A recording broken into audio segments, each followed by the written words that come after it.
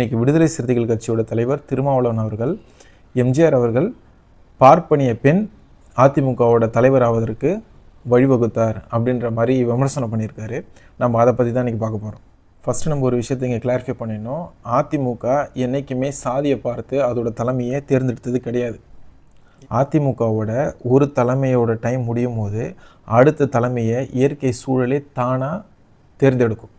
இப்படி தான் அதிமுகவோட தலைவர்கள் எல்லாருமே கடந்த காலத்தில் வந்திருக்காங்க. இப்போது இருக்க கழக பொதுச் செயலாளர் எடப்பாடியார் உட்பட தலைவி அம்மா அவர்கள் எப்படிலாம் சமூக நீதியை காப்பாற்றினாங்கன்றது நம்மளை விட திருமாவளவன் அவர்களுக்கு ரொம்ப நல்லாவே தெரியும். அடுத்து வர சட்டமன்ற தேர்தலில் திமுக கூட்டணியில் அவரோட இருப்பை தக்க வச்சுக்கிறதுக்காக பேசுகிறாரா, இல்லை கூடுதல் சீட்டு கேட்கறதுக்காக பேசுகிறாரா, இல்லை அவரோட கட்சி நிர்வாகிகள்லாம் அவரை விட திமுக தலைமைக்கு விசுவாசமாக இருக்கிற ப்ரெஷர்னால் பேசுகிறாரா, இல்லை வேறு யாராவது இப்படிலாம் பேச சொல்கிறாங்களா அப்படின்னு நமக்கு தெரியல. இருந்தாலும் சில வரலாறை நம்ம கொஞ்சம் திரும்பி பார்ப்போம். பட்டியலினத்தை சார்ந்த ஒரு நிர்வாகி வீட்டில் சில பேர் சாப்பிட தயங்குறாங்க. இந்த விஷயம் புரட்சி தலைவி அம்மா அவர்களோட காதுக்கு போகுது. அந்த சட்டமன்ற தேர்தலில் அந்த நிர்வாகியை சட்டமன்ற தேர்தலை நிற்க வச்சு ஜெயிக்க வச்சு உணவுத்துறை அமைச்சராகிறாங்க. உன் வீட்டில் தான் நிர்வாகிகள் சாப்பிடாமல் போனாங்க, இப்போ தமிழ்நாடுக்கே சோறு போடுப்போ அப்படின்னு சொல்லி உணவுத்துறை அமைச்சராகினாங்க. முதல்வராகவே இருந்தாலும் எழுந்து நின்று வணக்கம் வைக்கக்கூடிய அதிகாரமிக்க பதவி சட்டப்பேரவை தலைவர் பதவி.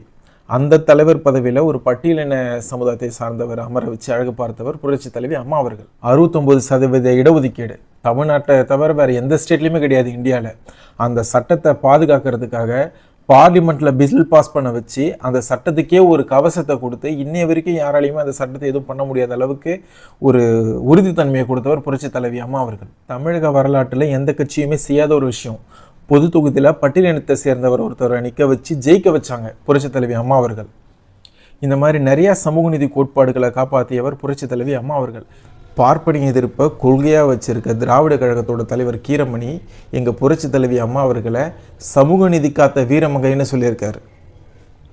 இப்படிப்பட்ட வீர பெண்மணியை தலைவியை தமிழக அரசியலில் மட்டுமல்ல, திராவிட அரசியலில் மட்டுமல்ல, இந்திய அரசியலுக்கே அறிமுகம் செய்த எங்கள் புரட்சி தலைவர் எம்ஜிஆர் அவர்களை நாங்கள் பாதம் தொட்டு வணங்கிக் கொள்கிறோம். இந்தியாவே இரும்பு பெண்மணி என்று போற்றப்பட்ட எங்கள் இதய தெய்வம் புரட்சி தலைவி அம்மா அவர்களை சாதிய வளையத்திற்குள் சுருக்கு நினைப்பது உள்ளங்கையில் கடலை அடக்கிவிடலாம் என்று நினைப்பதற்கு சமம்.